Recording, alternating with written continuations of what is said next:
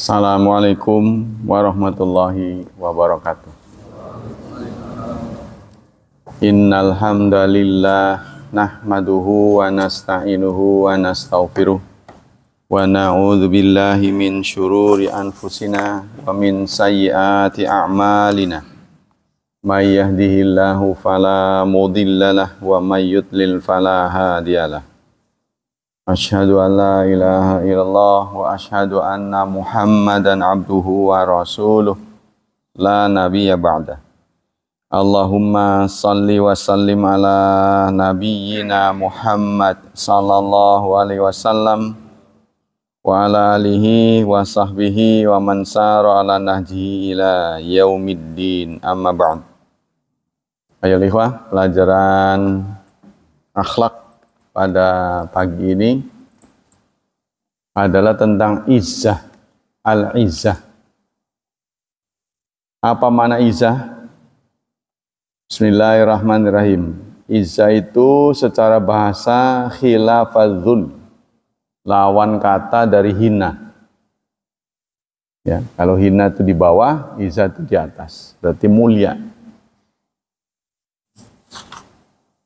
Mana izzah secara istilah halatun mani'atun lil insani min an yaghlab.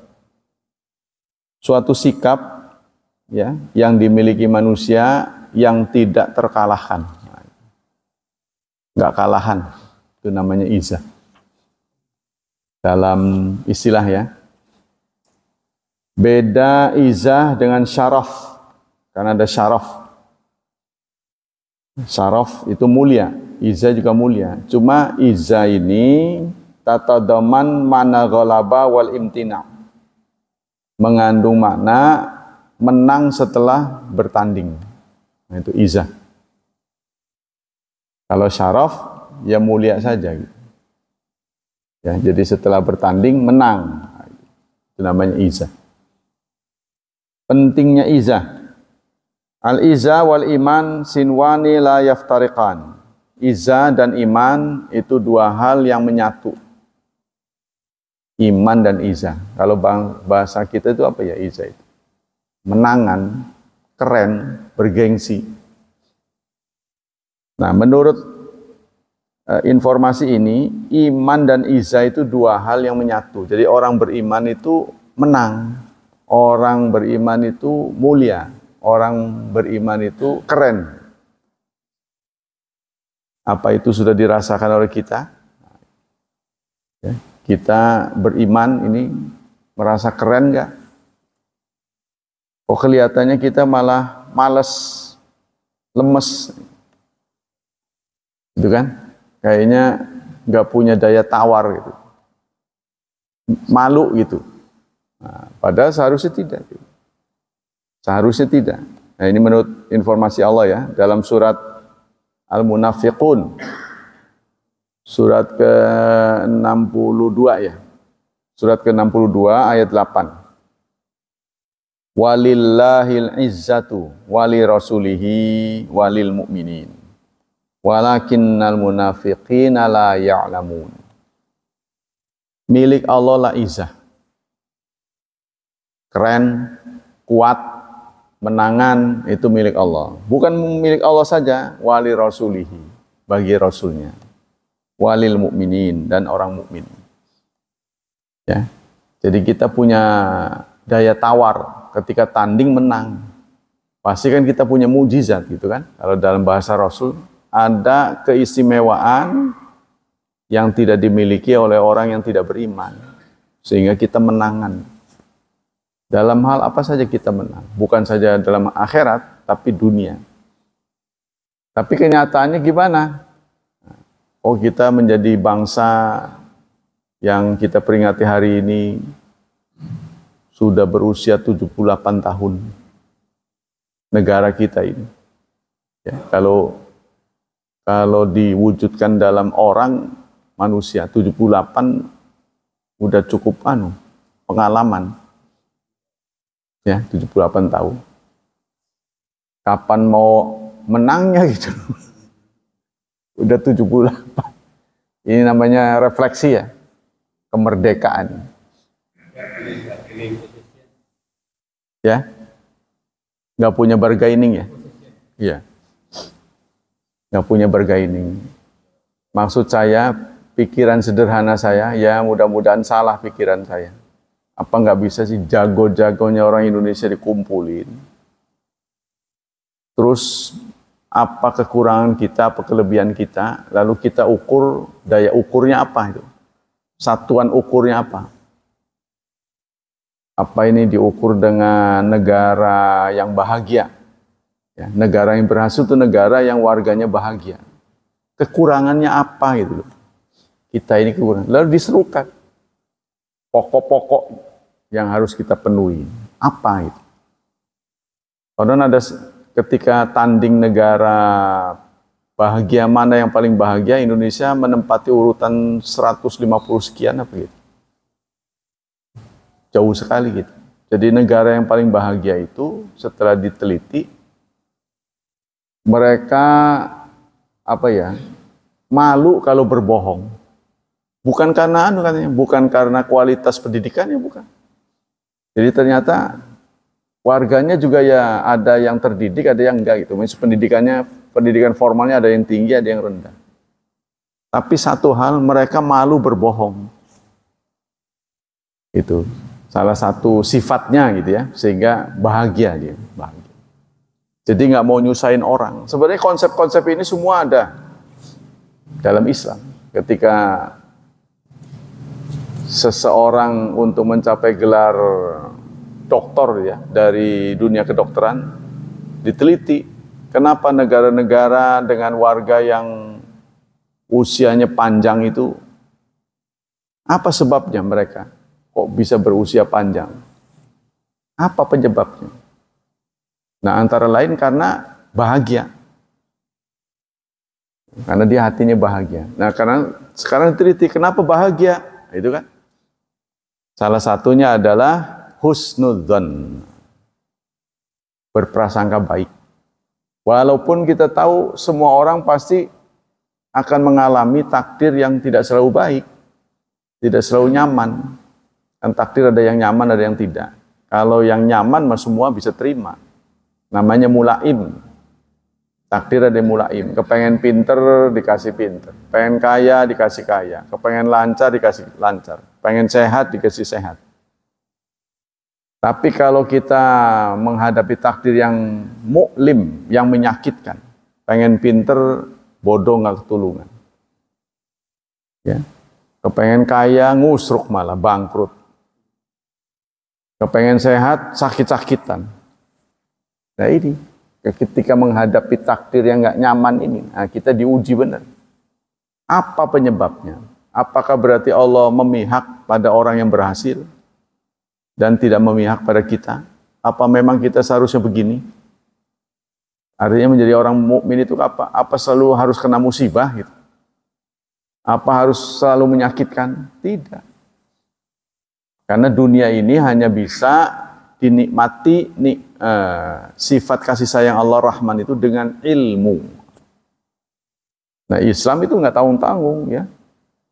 Agama yang mendeklarasikan belajar seumur hidup. Islam belajar. Maka itu yang pertama kali ayat turun malah Iqra, baca. Supaya kita melek, nah, kita pintar baca. Jadi literasi. Nah, literasi sekarang diperbanyak paling tidak 6, literasi ekonomi, literasi kesehatan, literasi baca tulis, dan sebagainya. Kita lanjut. Nah, dalam surat 62 tadi disebut ayat 8, sesungguhnya izzah. Nah, izzah itu kalau kita beri makna tadi, mulia, keren, menangan, itu hanyalah berpihak kepada Allah, berpihak kepada Rasul, dan kepada mukmin. Untuk bisa mendapat gambaran yang utuh, kita belajar sejarah.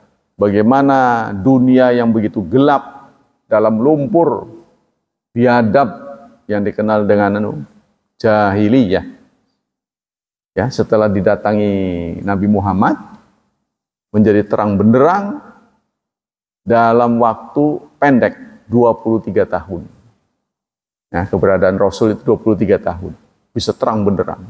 Bandingkan dengan kita yang sudah 78 tahun, terseok-seok, utang banyak, ya, masalah banyak, kemudian modal semakin habis. Modal kita ini yang alamiah itu adalah sumber daya alam. Sumber daya alam. Kita bisa jual, ya.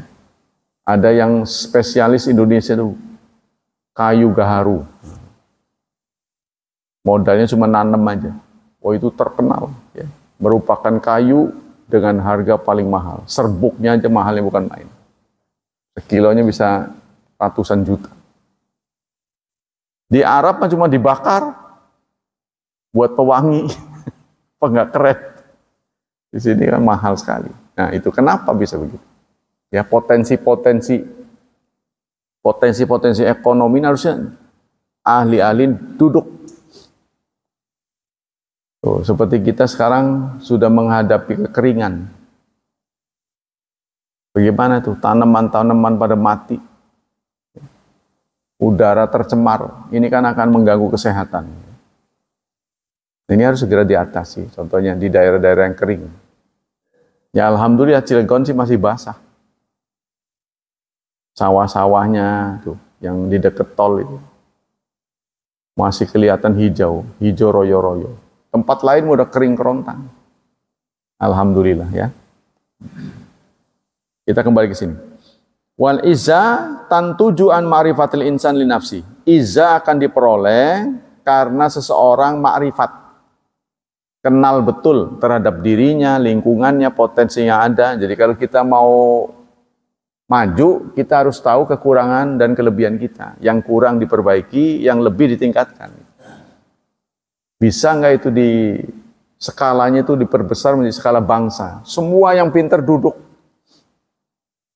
bicara bagaimana masa depan bangsa ini. Ya kan? Jangan sampai menjadi negara yang semakin terpuruk. Yang sudah maju bisa merosot ya. Jadi jangan dikira yang maju itu kemudian akan terus maju, bisa merosot. Waqtadirun laha. Dan berusaha mengangkatnya, mengangkat kadarnya. Wa tarfa'uhu bima'an tusibat danayat, jangan sampai tertimpa kehinaan.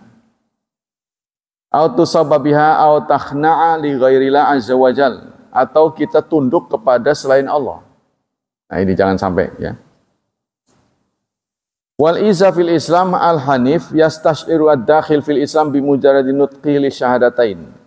Izza diperoleh segera setelah orang menyatakan diri membaca syahadat. Setelah orang bersyahadat itu mendapat keren. Fashhadu bi anni muslimun, bi anna muslimun. Saksikanlah aku ini orang Islam. Tapi sekarang kita mau mengaku sebagai orang Islam yang malu. Malu, nggak ada gengsinya gitu. Apa kerennya kamu nyebut-nyebut Islam? Nah, seharusnya jangan begitu. Harusnya jangan begitu. Ya, jadi ada kelebihan yang kita miliki. Kok dia bisa sopan? Ya dia orang Islam. Nah, itu keren tuh. Kok dia bisa kaya? Ya dia orang Islam. Jadi yang bagus-bagus itu karena Islam. Nah itu mestinya begitu. Mestinya. Kok dia berantem terus? Tahu sendiri dia mau orang Islam. Oh jelek itu mah. Jadi yang bagus-bagus itu Islam. Apa nggak bisa begitu? Gitu. Atau memang gambaran tentang Islam salah? Yang ada di otak orang Islam ini salah gambaran Islam. Bahwa Islam itu mulia, Islam itu keren, Islam itu berharga. Itu nggak ada. Ya, mereka mengira kita menjadi orang Islam semakin taat, semakin hina.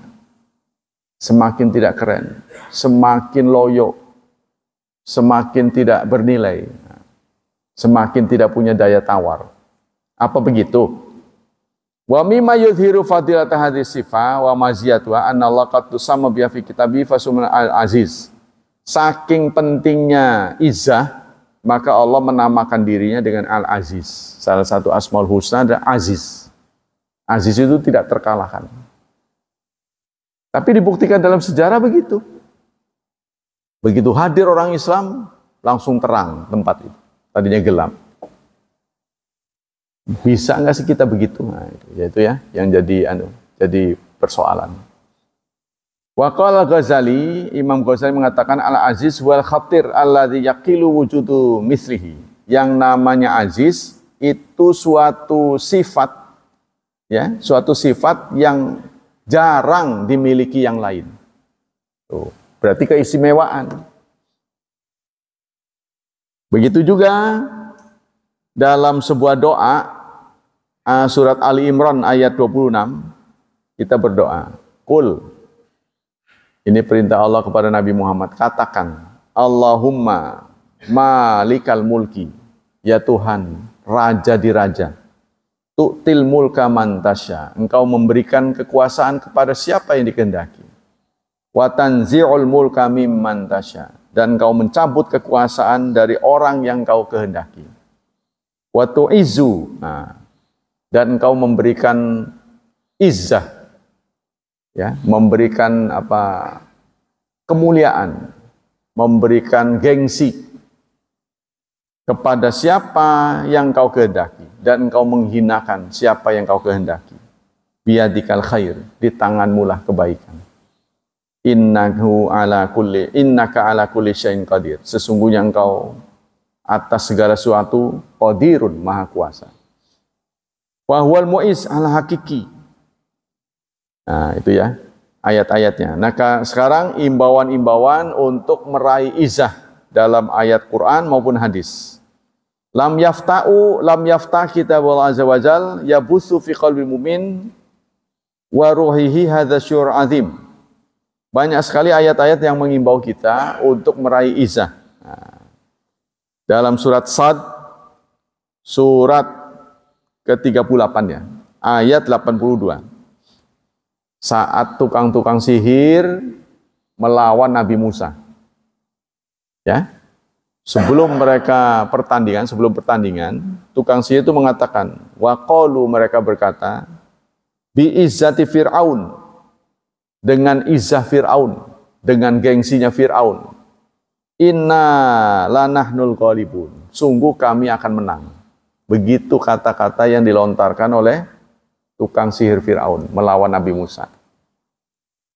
Qala, begitu juga surat Sad, surat yang sama, surat 38 ayat 82. Tadi surat Asy-Syu'ara ya. Surat Asy-Syu'ara surat berapa? 26 ya. Surat Asy-Syu'ara ayat 44 tadi. Kemudian surat 38 ayat 82. Iblis berkata, setelah diusir dari surga, ya, iblis merasa yang bikin gara-gara ini Adam. Nasib iblis diturunkan dari surga, ya. Kemudian kelak akan menjadi penghuni neraka. Ya, ini kesimpulan iblis, ini penyebabnya adalah Adam. Sehingga sampai sekarang dendamnya itu nggak karu-karuan. Ya, salah satu yang diucapkan iblis adalah qala, iblis berkata, fa bi izzatika, maka demi kemuliaanmu, dengan izahmu. Mu yang dimaksud di sini adalah Allah. La ughwiyannahum, aku akan sesatkan mereka, ajma'in, semuanya. Nah ini sumpah. Sumpah dari iblis. Semua yang namanya manusia dan keturunannya akan aku sesatkan, sesuai dengan kemampuanku, sekuat tenaga. Itu pengertian izah. Jadi izah dalam Quran, pengertiannya adalah, tadi itu ya, azomah, kebesaran, kemuliaan. Jadi pengertian izah dalam Quran ada 3 katanya. 1, pengertiannya adalah kemuliaan. Demi kemuliaan Fir'aun, demi kemuliaanmu. Yang kedua adalah min'ah. Min'ah itu apa? Benteng, perisai. Dalam surat An-Nisa, surat 4 ayat 139. Allah berfirman, ayabtahuna indahumul izzah. Apakah mereka mencari izzah kepada orang kafir? Fa innal izzata lillahi jami'a. Sesungguhnya izzah milik Allah. Ya, min'ah di sini adalah perisai. Perisai, maksudnya penghalang ya. Mereka mengapa mencari perisai kepada orang kafir? Sesungguhnya perisai itu ada pada Allah. Jadi kayak jimat gitulah untuk menolak musibah. Mereka datangnya pada orang kafir. Nah itulah yang kita lakukan sekarang. Kita menghamba kepada orang kafir. Lalu kita panggil bos, ya, tuan, juragan. Nah, karena kita lisannya sudah terbiasa oleh zikrullah. Dalam kitab Adabul Mufrad, tulisan Imam Bukhari, dia menulis judul La taqulu sayyid, jangan katakan bos kepada orang munafik. Sebab mereka akan jadi bos beneran. Sebabnya adalah doa kita. Bos, traktir dong, jadilah bos. Itu disebabkan dari mulut-mulut kita. Karena kita sudah menempatkan mereka bos. Kalau kita punya izah, enggak, biasa saja. Saya yang akan jadi bos. Nah, gitu. Nah, tapi karena di dalam hati kita ini tidak ada penempatan itu. Jadi kita memandang diri kita, mustahil jadi bos. Jadi kita tidak akan mengejar, karena sesuatu yang kita katakan itu nanti masuk ke dalam alam bawah sadar. Saya juga bakal bisa begitu. Pasti semua usaha kita lakukan untuk mengalahkan. Tapi kalau kita sudah tidak ada rencana, bahkan menempatkan diri kita mustahil, maka semua upaya menjadi mustahil. Ya, itu ya, anunya. Jadi dalam Adabul Mufrad itu disebutkan, La taqulu sayyid lil munafik. Jangan katakan bos pada orang munafik. Nanti jadi bos beneran. Tuh, ya. Itu yang kedua. Yang ketiga, pengertian iza al-hamiyah, fanatisme, fanatik. Nah itu hamiyah, fanatik, tahu nggak sih? Sentimen ya, sentimen. Seperti kita pasti cenderung kalau ada dua pihak yang bertransaksi, berinteraksi, atau bahkan melakukan transaksi, interaksi gitu ya, pasti kita akan cenderung bangsa sendiri. Ketika ditanya mana yang lebih Anda bela, bangsa Indonesia pasti. Nah sekarang kita bertanya, bahagia nggak jadi bangsa Indonesia? Kalau kita boleh milih itu jadi bangsa apa maunya? Bahagia nggak? Ada memang kelebihan bangsa Indonesia. Salah satu kelebihan orang Indonesia, nih salah satu gengsinya, dibanding dengan bangsa Jepang. Kalau kita nggak punya duit, tenang. Nggak punya duit, tenang. Nggak gelisah. Tapi kalau orang Jepang, gelisah, resah, gelisah. Mereka cenderung bunuh diri. Kalau dia nggak punya uang, artinya kerjaan nggak ada, uang nggak ada. Orang Indonesia mah tenang aja. Karena apa? Nancepin batang itu masih bisa jadi tanaman. Di kampung-kampung itu, ya kan? Coba saudara lihat. Kampung, bisa pada hidup ya, kelihatannya tanaman nggak ada, apa nggak ada. Tapi mereka bisa hidup. Dari mana itu? Menurut logikanya nggak masuk. Kan orang hidup itu kan harus ada biaya. Dari mana mereka biaya? Wih, kata gitu, jangan menghina. Ya harus rasional gitu loh. Sawah nggak ada, dagang juga nggak kelihatan. Kok bisa hidup dari mana? Nah itu karena bangsa Indonesia itu cenderung tenang, nggak gelisah. Makanya angka bunuh diri kecil. Ya, padahal susahnya banyak, yang susah banyak. Jadi kalau dibandingkan susahnya dengan bangsa lain, dengan jumlah segitu, di negara ini banyak yang bunuh diri. Nah, contohnya di Jepang ya, sehingga sampai-sampai pemerintahnya itu ya harus menyediakan, karena itu sudah kemauan mereka. Jadi sampai disediakan waktunya, disediakan tempatnya, ya untuk bunuh diri. Jadi kalau mau bunuh diri ya disiapin ambulannya. tempat favorit yang dijadikan tempat bunuh diri itu biasanya kereta. Ada yang jatuh dari bukit, disediakan juga. Mau milih yang mana? Ada yang pakai tali, kedat gitu. Tapi yang paling banyak dipilih itu menabrakkan diri ke kereta. Jadi disediain waktunya jam sekian sampai jam sekian. Ada ambulan. Ada tidak ada dia ready. Kalau udah lewat nggak bisa, ditutup. Besok lagi. Ya, itu sampai begitu, sampai disediakan tempat itu karena memang yang keinginan rakyatnya itu. Banyak yang begitu. Mereka merasa bahagia dengan bunuh diri. Ya kan ada tuh di Indonesia itu bos kain ya. Saya lupa itu. Bos kain itu terjun dari lantai 6. Pernah terjadi. Ya, karena utangnya banyak apa nggak tahu lah pokoknya.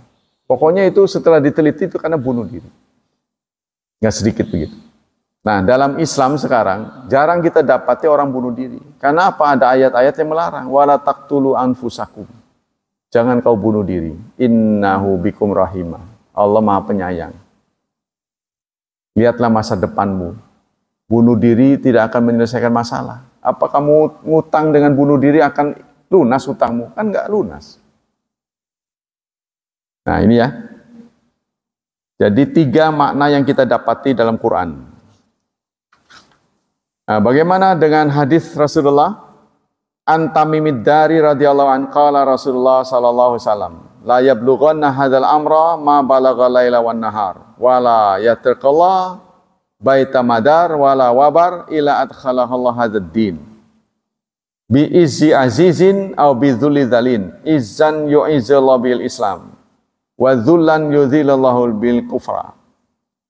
Sabda Rasulullah, sungguh perkara ini, maksudnya Islam, sungguh ajaran Islam ini akan sampai seperti sampainya malam dan siang ke suatu tempat. Islam ini akan sampai ke pelosok-pelosok. Ya, tidak ada satu ruang kecuali mereka mendengar ajaran Islam. Tapi yang terjadi 2. Allah tidak akan tinggalkan rumah, ya, baik berbentuk lumpur, rumah lumpur, ataupun rumah yang dibuat dari binatang, ya, dari bulu binatang, kecuali Allah masukkan agama ini. Tapi yang terjadi adalah mulia atau hina. Pokoknya Islam itu akan sampai ke seluruh pelosok. Inilah yang disampaikan oleh Rasulullah. Jadi berita Islam ini akan sampai ke seluruh ruang di muka bumi ini. Tapi yang terjadi ketika sampai tempat itu, bisa jadi tempat itu hina atau mulia. Wa kana Tamimid Dari yaqul qad araftu dzalika fi ahli baiti laqad asaba man asaba minhum al khair wa syaraf wal iz wa laqad asaba man kana minhum kafirazul wa sigar wal jizyah. Dan aku, kata Tamim Dari, menyadari memang Islam akhirnya didengar oleh semua keluargaku. Yang muslim di antara mereka menjadi mulia. Itu kata Tamim Ad-Dari. Yang tidak muslim menjadi hina. Ya, jadi kalau kita punya saudara muslim sama kafir, nanti kan orang nyawang tuh. Ya. Seharusnya orang Islam yang hidupnya mulia. Seharusnya. Yang kafir hina. Berantakan. Harusnya begitu. Nah, itu baru orang melihat. Kan orang nggak tertarik dengan ajaran, ya. Karena ajaran itu hanya sedikit orang yang menelitinya. Jadi ahli literatur. Biasanya orang tuh nyawang. Kalau Islam benar, pasti orangnya jadi benar. Itu kan? Nah, harusnya begitu. Nah, ini kalau dibandingkan, maka orang Islam itu unggul. Harusnya begitu.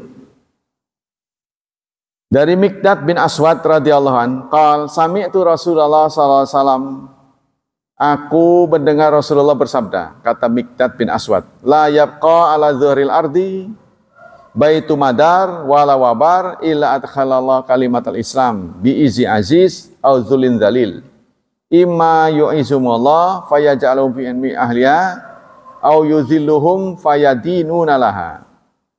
Tidak ada yang tersisa di kolong langit ini atau di muka bumi satu rumah, apapun bentuknya, kecuali Islam sampai ke situ. Kan seseorang nggak boleh dihukum sebelum dapat berita kan? Ya, jadi ada kaidah dalam hukum itu, semua orang harus dianggap benar sebelum dibuktikan salah. Semua orang harus dianggap benar. Tidak boleh kita mengira orang ini salah, tidak boleh. Pada dasarnya semua orang benar sebelum ada bukti dia salah. Nah, Islam akan datang ke seluruh pelosok ya, rumah tangga, apapun rumahnya itu. Baik rumah mewah, rumah miskin, itu akan semua mendengarnya. Yang nerima akan menjadi mulia. Yang menolak akan menjadi hina.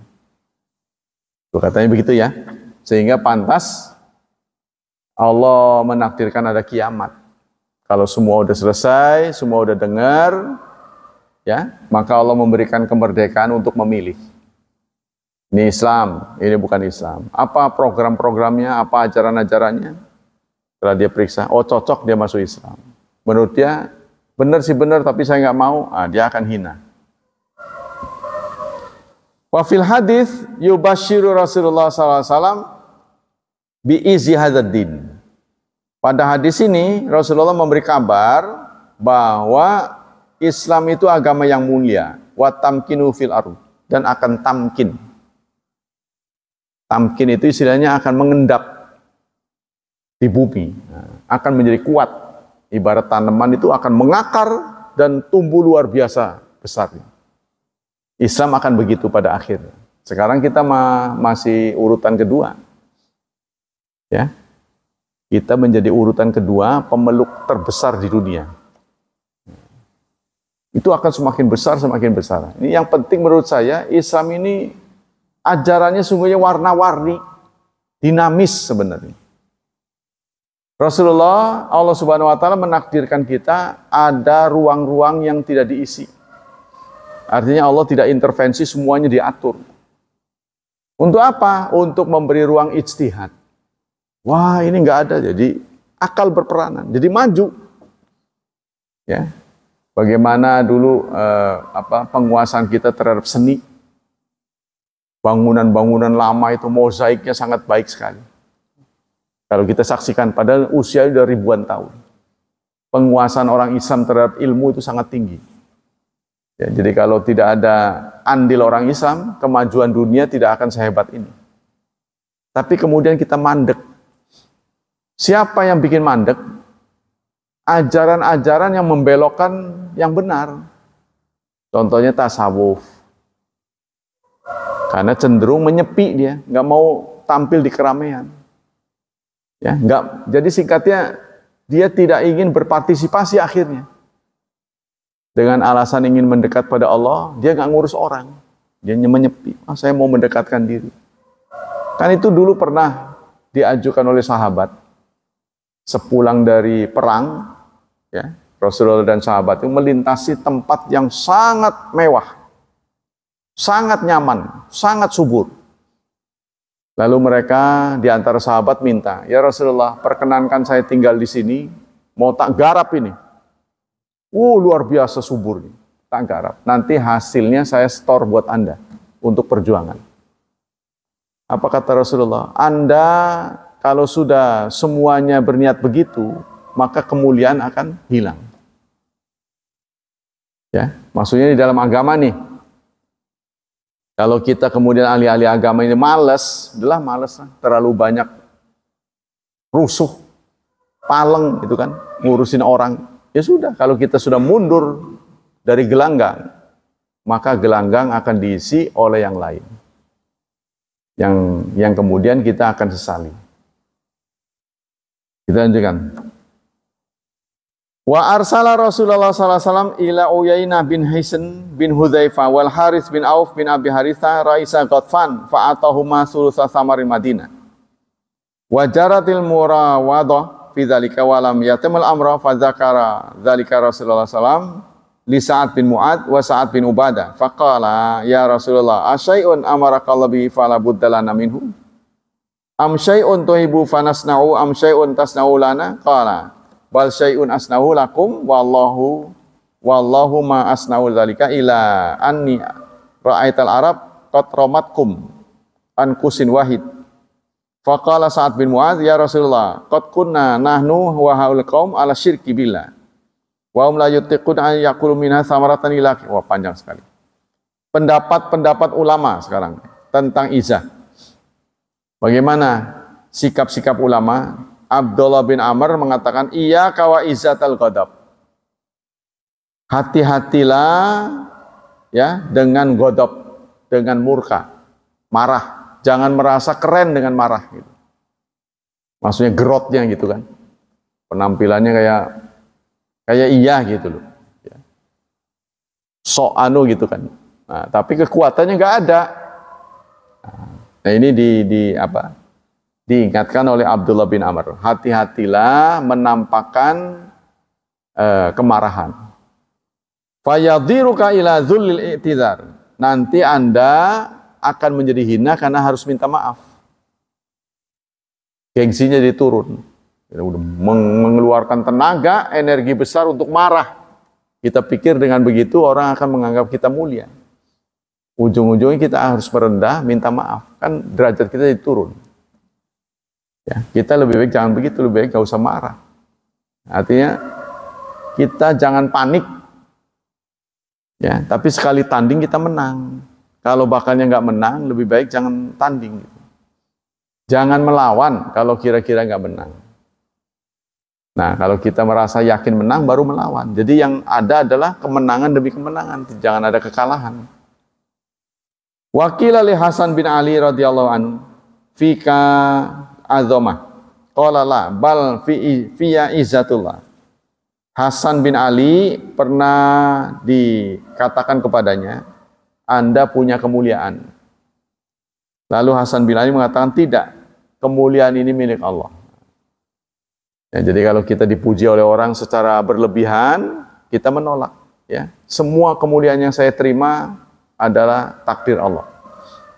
Qala Ibnu Abi Lubabah man talaba izan bi batil awrathahu dzullan bihaq. Barang siapa yang mencari kemuliaan tapi dengan cara batil, nanti suatu saat akan Allah jatuhkan. Jadi kita harus sportif ya. Suwarul izah syariah, apa saja bentuk-bentuk izah? Pertama, izah billahi tabaraka wa ta'ala. I'tizaz billahi tabaraka wa ta'ala. Merasa mulia karena Allah. Jadi kita merasa terpuji, kita merasa keren karena kita taat pada Allah. Jadi jangan merasa rendah hati, ya. Jangan merasa rendah dengan taat kepada Allah, jadi malu. Nah, itu salah. Fa huwa ya'rifu anna Allah aziz, karena Allah itu aziz. Yahabu izzata may yasha. Allah akan mengaruniakan izzah kepada siapa yang dikehendakinya. Jadi kalau kita taat pada Allah itu harus semangat. Jangan merasa kita orang yang akan menjadi orang yang tertuduh gitu. Merasa tidak hina, ya, merasa tidak mulia. Yang kedua, i'tizaz bil intisabil lisam wal i'tizaz bi hadyi wa syara'ihi. Kita merasa bergengsi dengan menisbatkan, melekatkan diri menjadi muslim. Kita harus bangga menjadi orang Islam. Yang pertama itu bangga dengan menjalankan perintah Allah. Yang kedua bangga menjadi orang Islam. Jadi jangan malah tersudut, ya, merasa tersudut, ya, harus bangga. Wa huwa ya'lamu anna hadzal din dinul izza wal quwwah. Karena dia tahu bahwa agama ini adalah agama kemuliaan. Jadi kita menampakkan keislaman kita, itu justru kita harus bangga, apalagi di Indonesia tidak dilarang. Ya, tidak mendapatkan pembulian. Ya. Menampakkan keislaman itu justru orang bangga. Ya, kalau kita negara Indonesia ini alhamdulillah, ya, kita bebas. Tapi itu kita tidak lakukan. Yang ketiga, i'tizaz bi Rasulillah sallallahu alaihi wasallam. Bangga dengan Rasulullah. fa wa ya'tazu bi kauni fardan. Nah, ini seperti yang saya sampaikan bahwa nikmat yang Allah berikan kepada manusia itu ada kategorinya, ada 4. Pertama, nikmat hidup. Nikmat hidup diberikan oleh Allah kepada semua makhluk hidup tanpa perlu diminta, gratis dinikmati. Ya, kita lahir tanpa cacat, makan enak, jalan enak, tidur ngorok, itu sudah luar biasa. Hidup begitu, ya, nyaman gitu, kemana-mana ngegoes, jadi nggak ada gangguan. Itu harus disyukuri. Tapi itu nikmat yang rendah, paling rendah itu nikmat hidup. Nah, dalam nikmat hidup ini kita bersama dengan makhluk hidup lainnya. Lalu Allah meningkatkan kualitas kita. Tidak sembarang hidup, tapi kita ditakdirkan menjadi manusia. Maka nikmat yang kedua di atas nikmat hidup namanya nikmat merdeka. Emang makhluk hidup selain manusia tidak merdeka? Mereka tidak merdeka. Seekor ayam kepanasan, nggak bisa dia bikin kipas. Nggak bisa. Kita bisa. Kita tingkatkan malah bukan sekedar kipas, AC. Ya kan? Cuma ibadah aja ini nggak bisa diwakilin. Kalau bisa diwakilin mah, gue nggak perlu ke masjid. Ya pakai virtual aja udah. Kan sekarang bisa diselesaikan dengan virtual kan? Uang virtual ada, uang yang ada di bank. Benar nggak? Kan nggak bisa diraba. Hanya kelihatan angkanya. Tapi bisa menyelesaikan masalah. Tagihan bisa berkurang.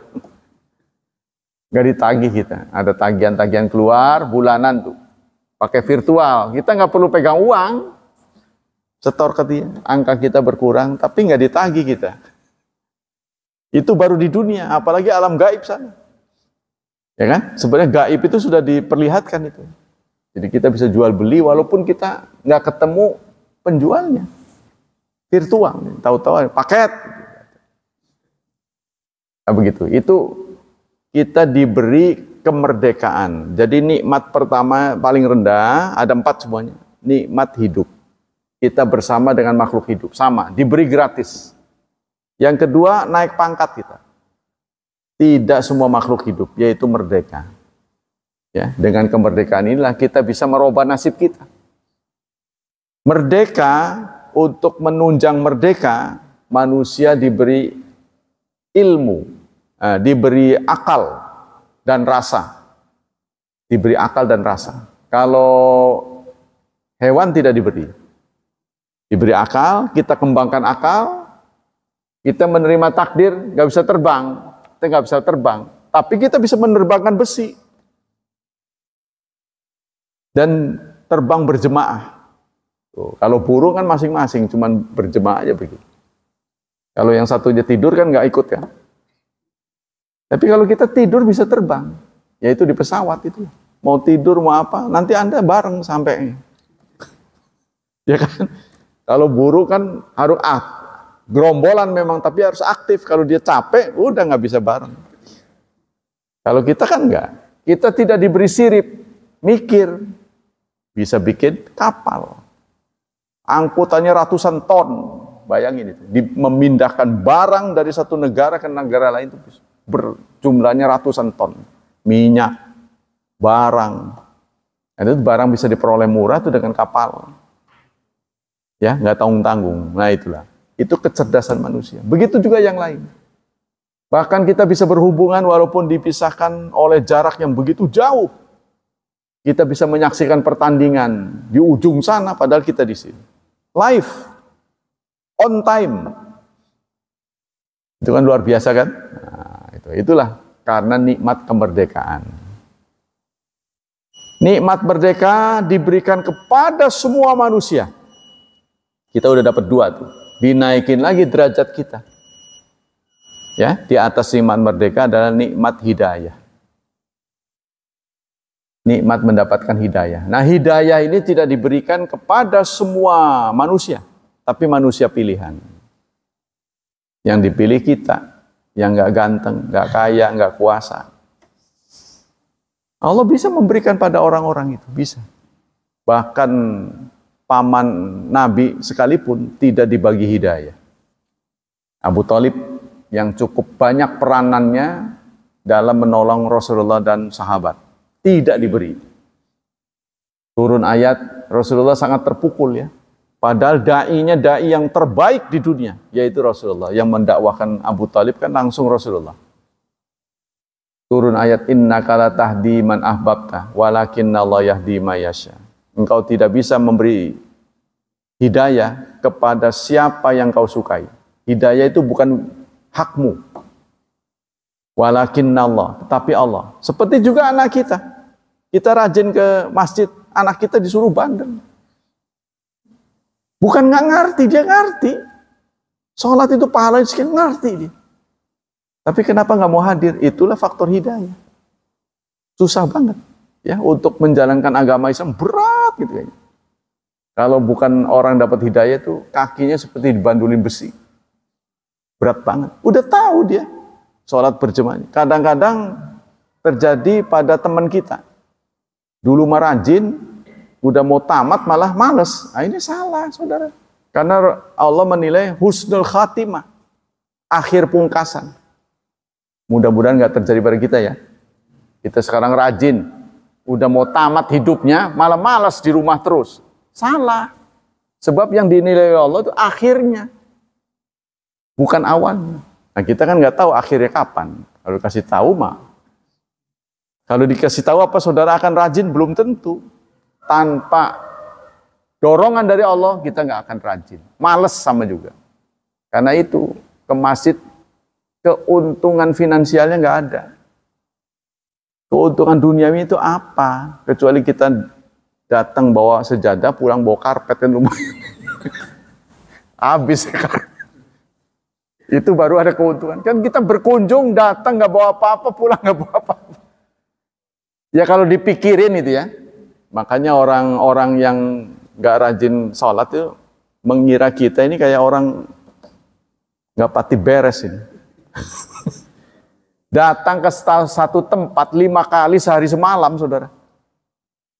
Coba kalau bukan masjid yang saudara datangin begitu. Hah? Tunjuk mana satu tempat yang ada yang jaganya, yang ada penjaganya di sana. Anda datangi 5 kali sehari semalam. Nggak jual, nggak beli. Masuk, ngeliat-liat, keluar lagi. Pasti lama-lama ditengerin.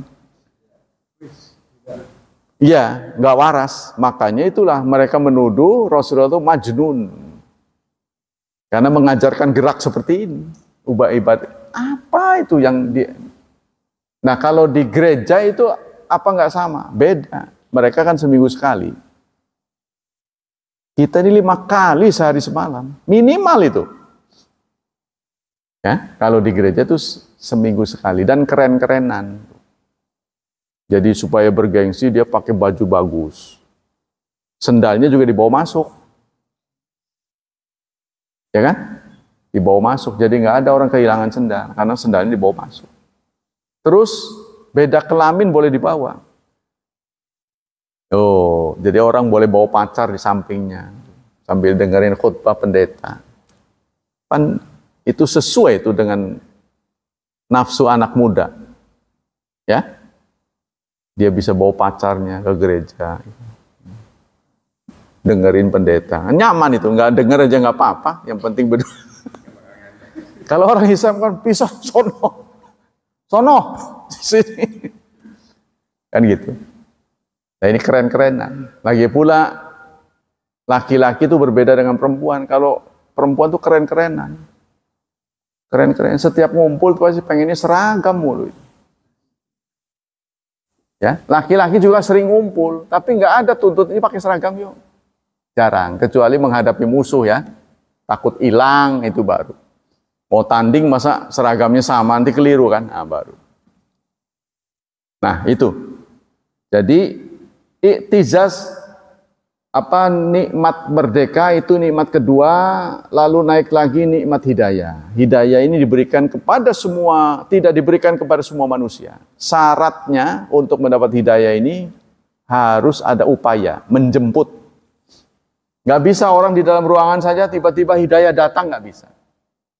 Harus melakukan penelitian. Seperti saya juga penelitian. Harus keluar dari rumah, meneliti, cari tahu, baru ketemu. Nggak bisa dapat dibagi begitu saja, nggak bisa.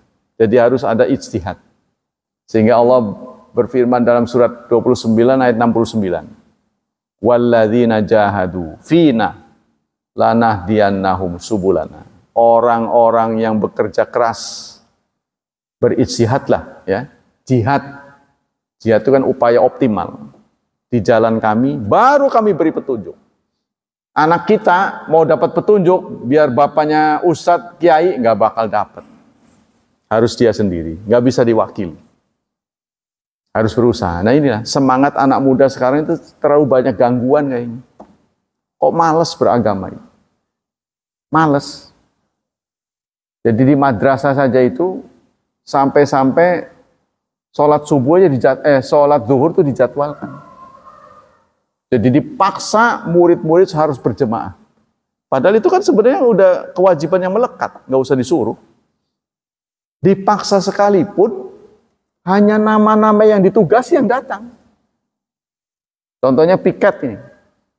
Untuk hari Senin kelas berapa? Itu hanya kelas itu aja yang datang. Padahal kan sholat zuhur kan semuanya. Ya kan? Nah inilah satu bukti males banget itu.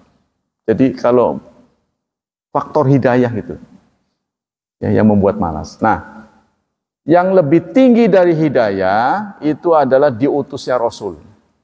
Surat 3164 ini memberitahu pada kita nikmat tertinggi. Laqad manallahu 'alal mu'minin. Sungguh Allah ya telah memberi anugerah kepada kaum mukminin. Bentuk anugerahnya apa? Idz ba'atsa fihim rasulan. Karena Allah mengutus di antara mereka seorang rasul. Min anfusihim, dari diri mereka, yatlu alaihim ayati, yang membacakan ayat, mensucikan mereka dan mengajari Alkitab dan sunnah. Alkitab hikmahnya. Di sini ada kata kitab, wa yu'allimuhumul kitab wal hikmah. Mengajari mereka kitabullah, hikmah itu sunnatur rasul, hadis. Bagi sahabat yang melihat gerak-gerik Rasul, mereka mendapat rekaman. Paling enggak dalam otak mereka, gerak-gerik contoh dari Rasulullah. Kalau kita kan nggak ngelihat. Nah sekarang orang sekarang seperti kita ini, apa yang kita dapat dari Rasulullah? Yaitu Quran dan hadis. Itu nikmat tertinggi. Jadi pusaka. Rasulullah mengatakan, taraktu fikum amrain. Aku tinggalkan kalian bukan harta, tapi dua, sepasang. Kitab Allah sunnatur Rasul.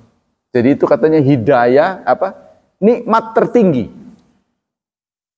Jadi Quran dan hadis itu nikmat tertinggi.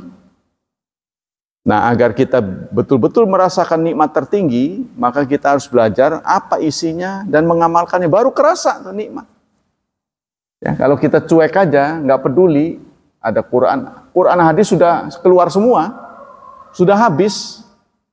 Ya, diterbitkan oleh Rasulullah sudah habis, tidak ada tambahan lagi. Sudah hadir di tengah-tengah kita. Tinggal kita sekarang karena bukan orang Arab, tapi sekalipun orang Arab juga harus ngaji kan. Harus mempelajarinya, mengamalkan isinya. Baru kerasa kita nikmatnya lebih besar. Nah, itulah hadirin hafizani wa hafizakumullah, beberapa hal yang harus kita banggakan dengan izah yang dimiliki oleh Allah. Wallahu a'lam bishawab. Tapi galak itu sekarang direvisi, nggak boleh katanya. Sebab itu akan menjadi rekaman buruk, apalagi sampai dalam bentuk kekerasan. Saya dulu keras sama anak itu. Sebab saya melihat tantangan masa depan ini sangat mengerikan. Kalau kita tidak didik anak kita dengan disiplin, punya talenta, ya, punya daya tawar. Sekarang Bapak pikir baik-baik aja. Kita bisa hidup ini kayaknya sebenarnya memberikan tawaran pada orang lain kan. Memberikan sesuatu tukeran sama orang lain. Sebenarnya kita hidup ini. Kan kita nggak punya sawah. Kalau kita punya sawah, kita nanam, cukul, kita jual kan ke pasar. Dan kita sekarang sawah nggak punya, ladang nggak punya.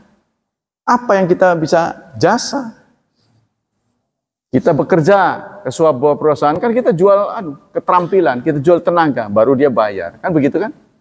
Nah, sekarang ini lowongan kerja kan semakin sempit, dibutuhkan syarat yang begitu banyak, lebih dari yang kita miliki. Kita mungkin nggak S1 bisa diterima, bahkan banyak dulu. Seingat saya, sebelum tamat, itu banyak pengumuman di sekolah-sekolah. PT Anu butuh. Sekarang hampir nggak ada. Begitu nggak Bapak-Bapak dulu? Di sekolahnya itu sudah ada selebaran perusahaan Anu butuh ini. Kan enak tuh. Ke situ, ke sini banyak. Sekarang udah nggak ada.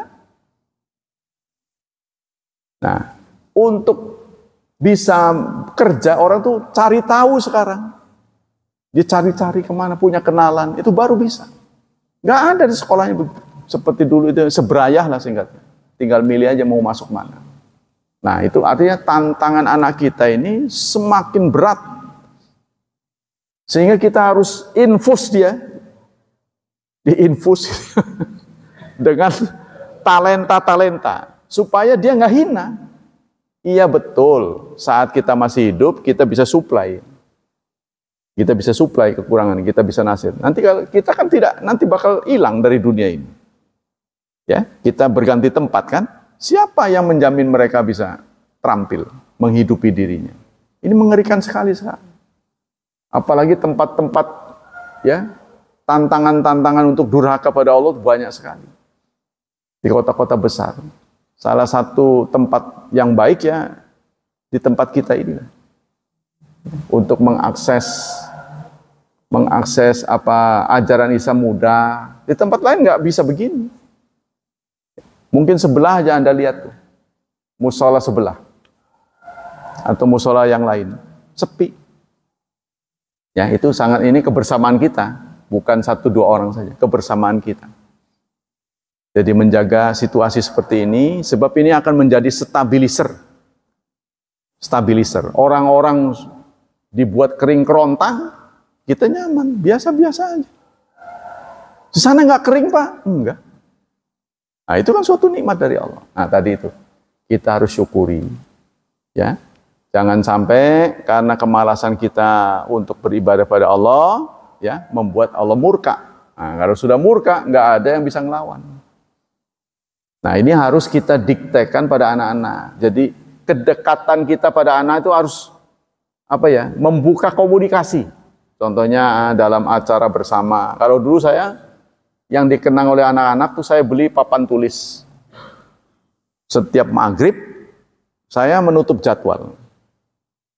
Saya anak-anak, kamu nanti kalau udah gede cita-citanya apa? Disuruh ngomong. Terus saya juga jadwalkan anak suruh pidato, nasihati bapakmu. Nah, ngomong, nanti besok kamu, bergilit. Itu katanya yang saya tangkap dari anak-anak yang meresap dalam hati mereka. Tapi menurut saya mereka juga kurang optimal. Kehidupan mereka sekarang ini dalam beragama juga kurang optimal. Artinya nggak bisa menjadi dai. Ya, memang aktif menjadi orang Islam, tapi dia tidak bisa menyebarkan itu. Maksudnya narik orang supaya benar itu kan susah. Setelah kita benar nih, supaya pahala kita meningkat, kita ngajak orang itu loh. Sehingga kita multi level. Kita sholat, dapat sekian derajat. Ngajak orang yang nggak sholat, jadi sholat, dapat double. Nambah, nggak kerasa kerja kerjanya sama dengan sholat sendiri. Dengan nggak ngajak, tapi didengar orang nambah gede, di sisi Allah besar. Nah itu, jadi setiap orang yang menunjuk orang lain kebaikan, maka dia akan mendapat nilai sama dengan kebaikan yang dijalankan. Sudah ya, karena alarmnya saya nggak bawa. Nah itulah, jadi memang faktor hidayah itu susah Pak, tapi kita tidak boleh bosan. Karena menurut survei, orang-orang Bromo Corah tuh, yang jawara, yang preman, yang nakal, yang nyopet, yang garong, di akhir tuanya mereka tobat, itu kebanyakan berasal dari masa kecilnya pernah dididik agama. Jadi orang-orang yang tobat nih, kebanyakan masa lalunya Dia terkenang dengan kebaikan ibunya yang ngajarin, nah rukun Islam itu katanya.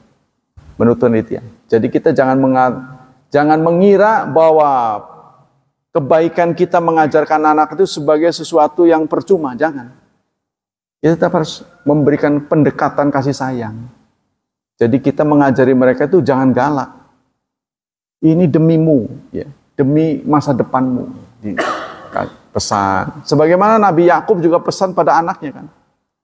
Harus ibadah kepada Allah, jangan musyrik. Itu kan ditekatkan Nah, itulah barangkali yang bisa kita lakukan terhadap anak-anak kita. Sebisa mungkin. Nah, demikianlah kajian pada pagi ini. Sama-sama kita lanjutkan nikmat merdeka dengan nikmat hidayah. Dan nikmat menyadari kita mendapat dua warisan dari Rasulullah, kitab Allah dan sunnatul Rasul. Semoga Allah melimpahkan pahala yang berganda untuk kita. Semoga Allah melindungi dan menyelamatkan kita dari wabah dan fitnah, dari syubhat dan syahwat. Dan Allah menakdirkan anak-anak kita menjadi anak yang saleh dan salihat. Subhanakallah wa bihamdik, asyhadu an la ilaha illa anta astaghfiruka wa atubu ilaik.